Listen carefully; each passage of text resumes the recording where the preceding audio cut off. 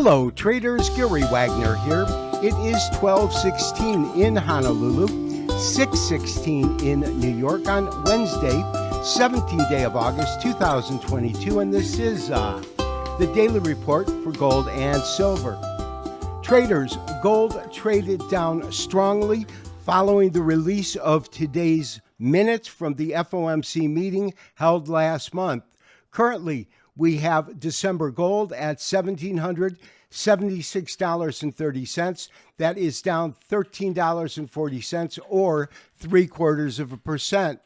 Now, the sell-off today was primarily due to market participants bidding the precious yellow metal lower because you could see that there was fractional strength in the dollar. Lastly, silver had another hard day to the downside, giving up 1.74%, with September silver at $19.73.5 after factoring in today's decline of 35 cents.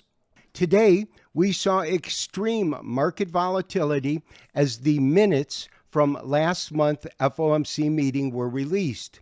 Gold opened on this candle here. These are 1 hour candlesticks at $1,790.80 before trading to a high a few hours later at $1,796.60. What occurred following the release of the minutes were a steady and methodical move to the downside until it hit the low. The low that came in was right around $1,774. It is just about $12.55 in Honolulu, $6.55 in New York, and currently we have gold trading at $1,778. Gold is currently trading overseas in Australia, so you will see this price change as we record today's show. If you recall from yesterday's show, we said that if the minutes released were construed as bearish for gold, we most certainly would see gold trade and break through its 50-day moving average. It definitely did that today. It traded below it and is currently below it. If you notice, I have added a upper level former resistance that has now become a support trend line in the same way that this lower trend line began as a support and then became a resistance trend line, and we traded right to that price point. However, what I mentioned on yesterday's show is if it breaks below that price point, I would look at this market moving to a target range between these two price points, which represent the gap created when August converted to December as the most active futures contract, so between $1,768 and $1,754. Which brings us to the primary topic of today's video report, and that is the identification of a cup and handle pattern. I do have to credit one of our readers from the After Hours commentary that we publish on Kitco for identifying this pattern. His comment said the gold chart that you featured in your commentary looks like a cup and handle formation.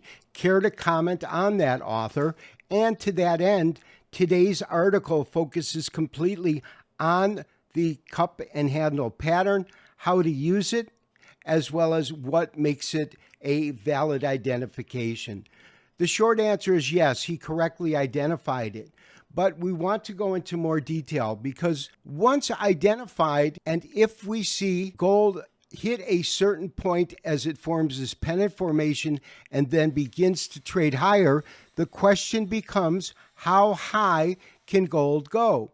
And the way that we calculate that, according to William O'Neill's pattern, is we look at the distance between the top of the bowl or cup to the bottom, and then we use precisely that amount. And I started from where I believe we would enter the market, and that would take us to approximately 1900.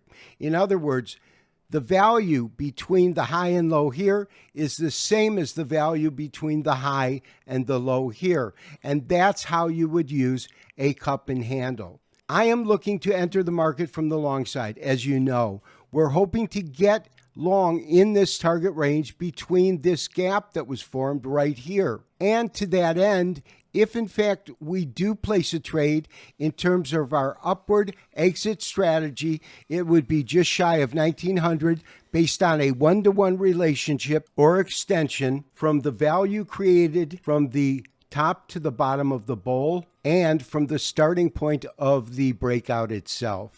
This has been Gary Wagner wishing you, as always, good trading. We will talk to you tomorrow for the next daily update and review. Bye-bye.